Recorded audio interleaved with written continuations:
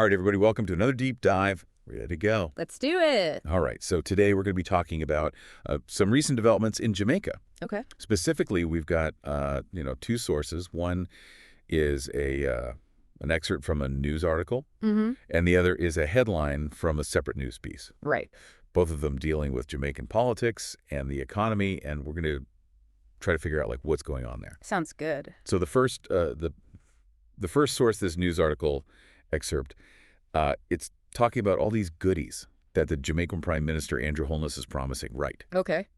We're talking like a 53% cut to the general consumption tax on electricity bills. Wow. And like a 20,000 Jamaican dollar payment for like vulnerable Jamaicans. Okay, so I guess the first question there is, what is the general consumption tax? Right. Yeah, so for people who aren't super familiar with the way Jamaica's economy works, we got to... lay it out there. Yeah, lay it out there. Yeah. So the GCT, as they call it, is basically like a value-added tax on most goods and services. So like anything you buy, right, you're going to have this extra tax. So it's like a sales tax or a VAT. Okay, exactly like a VAT. A value-added tax. Okay. Yeah. So this affects everybody in Jamaica. Pretty much, yeah. Everyone's paying this. Yeah, so it has a pretty big impact on the cost of living. Right, I bet. So a 53% cut to that on electricity bills, that's a pretty big promise. Huge. Yeah, and that's...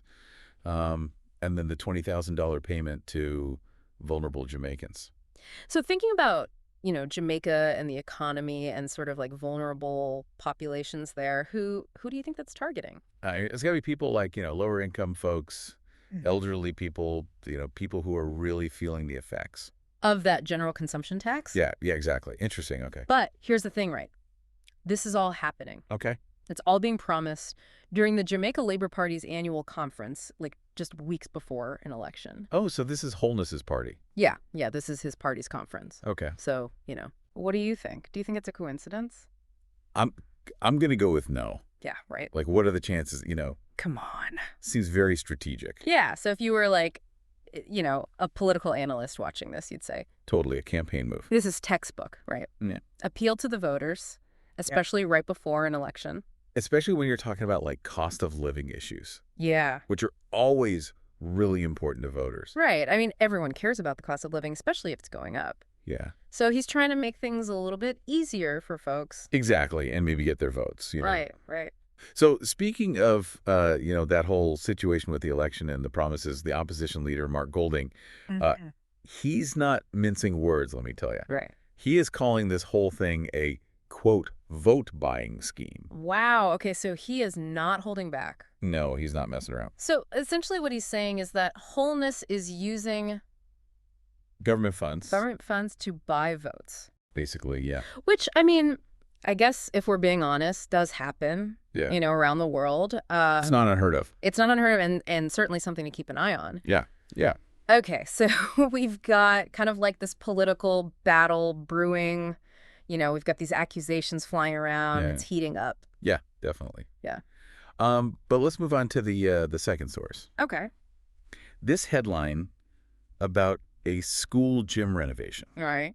So there's a $6 million investment that's going into renovating the gym at St. Andrew High School. Okay, now on the surface, that sounds like a good thing, right? Yeah. Investing in education. Who doesn't love a good gym? Right. But the timing is, again, a little suspect. Okay. Right? Like, why announce this right now, along with all these big promises? Right before an election. Weeks before an election. Now. It's kind of adding up here. It all seems a little bit too convenient. Yeah. Like, is this another attempt to, win over voters? Yeah, right. Maybe people who have kids who go to that school or who, maybe really care about education and see this as a good thing. Yeah, absolutely. Okay, interesting. So it kind of seems like we have like two things going on at once here, right? Yeah. We have like the economic promises, and then we also have this like, political strategy. Yeah, and they seem to be like totally intertwined. Yeah. Right. I mean, is it possible that they're doing this just because they care about the people and the students? I mean, it's possible, but it's also possible that's very, very convenient for them. Very strategic. Yeah. Yeah, I think that's a good way to put it. Okay. So to kind of like sum up what we've talked about today, we've got Holness promising all this economic relief, right? Right. Golding's calling him out, saying it's a vote-buying scheme. And then we've got this whole thing with the school gym renovation. Just, casually dropped in there right before the election. Let's see. Yeah, a little bonus, Yeah. So it's a really interesting situation. It is. It is. And I think, for our listeners, it's important to think about, these accusations, the promises, and really like, what does it tell us about how these things work together? Yeah. The economy and politics. Right. And I guess for people listening, think about this. What do you think is going to happen? Like, how are voters going to react to all of this? Is this going to work for Holness, or are people going to see through it? Yeah, I mean, it's a gamble. Totally a gamble. Yeah. Yeah, so we'll have to wait and see what happens in this election, but I think it's going to be really interesting to watch. Definitely. All right, everybody. Well, thanks for tuning in to another deep dive, and we'll catch you next time. See you later. Bye.